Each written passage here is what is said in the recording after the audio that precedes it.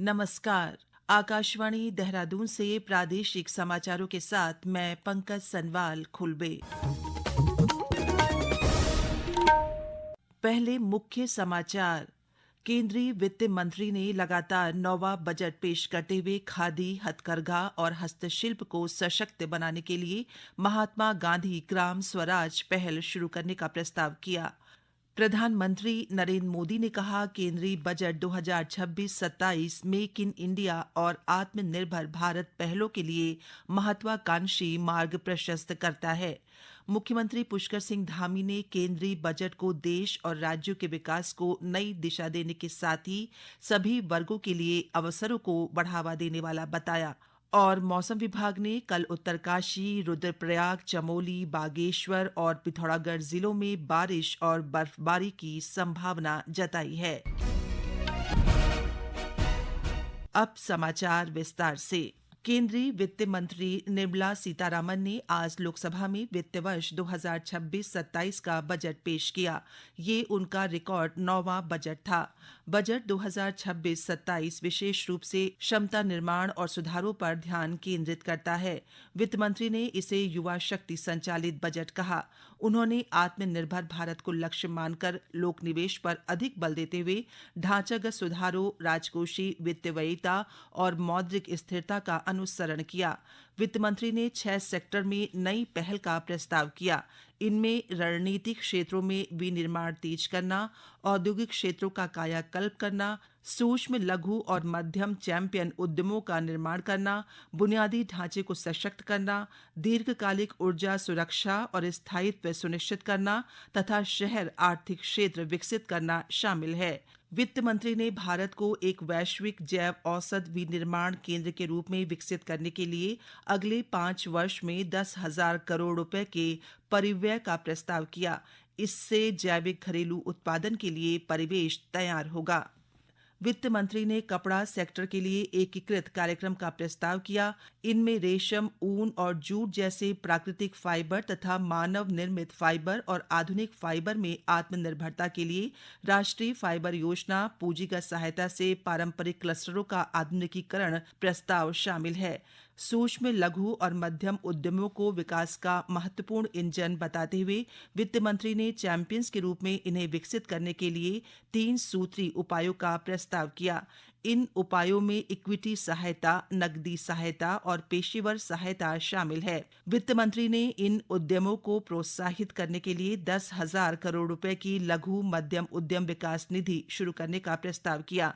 पर्यटन को बढ़ावा देने तथा अंतिम छोर और दूर दराज के क्षेत्रों को जोड़ने के लिए वित्त मंत्री ने समुद्री विमान के स्वदेशी निर्माण को प्रोत्साहित करने का प्रस्ताव किया। इसके लिए समुद्री विमान VGF योजना शुरू की जाएगी। वित्त मंत्री ने कहा कि सरकार ने आर्टिफिशियल इंटेलिजेंस मिशन, राष्ट्रीय क्वांटम मिशन, राष्ट्रीय अनुसंधान कोष तथा अनुसंधान विकास और नवाचार निधि के माध्यम से नई प्रौद्योगिकी की सहायता के लिए अनेक कदम उठाए हैं। इससे किसानों, महिलाओं, युवाओं और दिव्यांगजन के हित में विशेष अवसर उपलब्ध होंगे। प्रधानमंत्री नरेंद्र मोदी ने कहा है कि केंद्रीय बजट 2026-27 मेक इन इंडिया और आत्मनिर्भर भारत पहलों के लिए महत्वाकांक्षी मार्ग प्रशस्त करता है। वीडियो संदेश के माध्यम से प्रधानमंत्री मोदी ने कहा कि इस साल का बजट भारत में परिवर्तनों को नवीन ऊर्जा और गति प्रदान करेगा। उन्होंने कहा कि ये भारत के उज्जवल भविष्य की नींव को मजबूत करने वाला बजट है। श्री मोदी ने इस बात पर जोर दिया कि ये बजट 2047 तक विकसित राष्ट्र बनने की दिशा में भारत की ऊंची उड़ान का आधार है। ये बजट अपार अवसरों का राजमार्ग है। ये बजट वर्तमान के सपनों को साकार करता है और भारत के उज्जवल भविष्य की नींव को सशक्त करता है। ये बजट 2047 के विकसित भारत की हमारी ऊंची उड़ान का मजबूत आधार है। प्रधानमंत्री ने विशेष रूप से कहा कि ये एक अनोखा बजट है जो राजकोषीय घाटे को कम करने और महंगाई को नियंत्रित करने पर केंद्रित है, साथ ही उच्च पूंजीगत व्यय और उच्च विकास सुनिश्चित करता है। प्रधानमंत्री मोदी ने कहा कि इस बजट में मेक इन इंडिया और आत्मनिर्भर भारत अभियान को नई रफ्तार देने के लिए महत्वाकांक्षी रोड मैप प्रस्तुत किया गया है। इस बजट में मेक इन इंडिया और आत्मनिर्भर भारत अभियान को नई रफ्तार के लिए महत्वाकांक्षी रोड मैप प्रस्तुत किया गया है। इस बजट में नई उभरती इंडस्ट्रीज यानी सनराइज सेक्टर्स को जिस मजबूती के साथ समर्थन दिया गया है वह अभूतपूर्व है। गृह मंत्री अमित शाह ने केंद्रीय बजट 2026-27 की सराहना करते हुए कहा कि ये भारत के उभरते आर्थिक शक्ति केंद्र के रूप में नई पहचान गढ़ने का प्रतीक है और इससे देश की वैश्विक स्थिति को मजबूत करने की गति को और बल मिलेगा। ये समाचार आकाशवाणी के देहरादून केंद्र से प्रसारित किए जा रहे हैं। ताज़ा समाचार के लिए आप हमारे सोशल मीडिया एक्स व Facebook page Akashvani news Uttarakhand को फॉलो कर सकते हैं।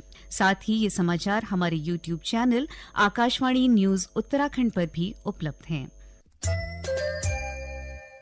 मुख्यमंत्री पुष्कर सिंह धामी ने केंद्रीय बजट 2026-27 की सराहना करते हुए कहा कि ये बजट देश और राज्यों के विकास को नई दिशा देने के साथ ही सभी वर्गों के लिए अवसरों को बढ़ाने वाला है। उन्होंने कहा कि बजट में आर्थिक विकास तेज करने, लोगों की आकांक्षाओं को पूरा करने और सबका साथ सबका विकास सुनिश्चित करने पर जोर दिया गया है। प्रधानमंत्री श्री नरेंद्र मोदी जी के नेतृत्व में विकसित भारत के संकल्प को पूरा करने वाला ये बजट भारतवासियों की आशा अपेक्षाएं, उनकी आकांक्षाओं को पूरा करने वाला बजट है और साथ ही जो भारत एक महाशक्ति के रूप में, आर्थिक महाशक्ति के रूप में उभर रहा है, आज दुनिया की चौथी सबसे बड़ी अर्थव्यवस्था बन गया है, उसको और विस्तार देने वाला बजट है। इसके साथ साथ लोकल से ग्लोबल बनने का बजट है और लोक कल्याणकारी बजट है। इसमें हर वर्ग के उत्थान का प्रावधान किया गया है। हर राज्य का, वहाँ की परिस्थितियों का पूरी तरह से ध्यान करते हुए इस बजट को बनाया गया है। भारत के संकल्प को पूरा करने वाला ये बजट है। मुख्यमंत्री ने कहा कि बजट में पर्वतीय राज्यों की आवश्यकताओं को देखते हुए रोजगार, शिक्षा, स्वास्थ्य, पर्यटन, कौशल विकास, महिला सशक्तिकरण, उद्योग और अवसंरचना के लिए महत्वपूर्ण प्रावधान किए गए हैं। श्री धामी ने कहा कि बजट में पर्यावरण अनुकूल माउंटेन ट्रेल्स विकसित करने की योजना है। उत्तराखंड के परिप्रेक्ष्य में बजट ने पर्यटन और बुनियादी ढांचे पर ध्यान केंद्रित किया है, जो विकास के लिए जरूरी है।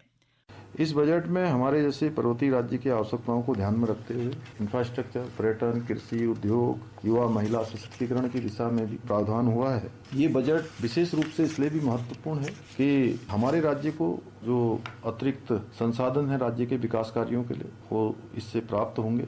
इको टूरिज्म को बढ़ावा देने के लिए जो पर्वतीय टेल्स की घोषणा की गई है, उससे हवाई संपर्क, उड़ान योजना विस्तारित उसका स्वरूप होगा। टियर 2, टियर 3 शहरों पर विशेष फोकस होगा। स्वास्थ्य क्षेत्र में बायोफार्मा स्ट्रेटजी और इंडिया सेमीकंडक्टर मिशन 2.0, उच्च शिक्षा में यूनिवर्सिटी टाउनशिप, हॉस्पिटलिटी सेक्टर के नेशनल इंस्टीट्यूट की स्थापना तथा national destination digital knowledge grid जैसे प्रावधान उत्तराखंड राज्य के लिए संभावनाओं के नए द्वार खोलेंगे, समान रूप से विकास के अवसर देगा। राजधानी देहरादून सहित राज्य के अन्य जिलों में आज बादल छाए रहे। देहरादून में दोपहर और शाम के समय कुछ स्थानों पर हल्की बारिश दर्ज की गई। इस बीच मौसम विभाग ने कल उत्तरकाशी, रुद्रप्रयाग, चमोली, बागेश्वर और पिथौरागढ़ जिलों में हल्की से मध्यम बारिश तथा 2800 मीटर और उससे अधिक ऊंचाई वाले क्षेत्रों में बर्फबारी की संभावना जताई है। अंत में मुख्य समाचार एक बार फिर। केंद्रीय वित्त मंत्री ने लगातार 9वां बजट पेश करते हुए खादी, हथकरघा और हस्तशिल्प को सशक्त बनाने के लिए महात्मा गांधी ग्राम स्वराज पहल शुरू करने का प्रस्ताव किया। प्रधानमंत्री नरेंद्र मोदी ने कहा, केंद्रीय बजट 2026-27 मेक इन इंडिया और आत्मनिर्भर भारत पहलों के लिए महत्वाकांक्षी मार्ग प्रशस्त करता है। मुख्यमंत्री पुष्कर सिंह धामी ने केंद्रीय बजट को देश और राज्यों के विकास को नई दिशा देने के साथ ही सभी वर्गों के लिए अवसरों को बढ़ावा देने वाला बताया। और मौसम विभाग ने कल उत्तरकाशी, रुद्रप्रयाग, चमोली, बागेश्वर और पिथौरागढ़ जिलों में बारिश और बर्फबारी की संभावना जताई है। इसके साथ ही प्रादेशिक समाचारों का ये अंक समाप्त हुआ। नमस्कार।